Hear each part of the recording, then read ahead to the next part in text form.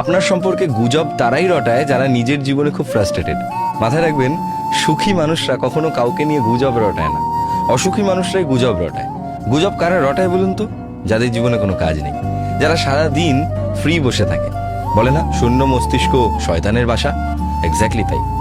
আপনি সারাদিন যদি কোনো কাজের মধ্যে ইনভলভ থাকেন, আপনি সারাদিন যদি কোনো পেশার মধ্যে থাকেন, তাহলে খুব স্বাভাবিকভাবেই অন্যের জীবনে কি চলছে সেটা নিয়ে আপনার চর্চা করার মতন অত সময় থাকবে না। আপনি অন্যকে নিয়ে চর্চা তখনই করতে পারবেন যখন আপনি অনেকটা ফ্রি টাইমে থাকবেন। সেই সময় আপনার ভাবার মতন অনেক কিছু থাকবে।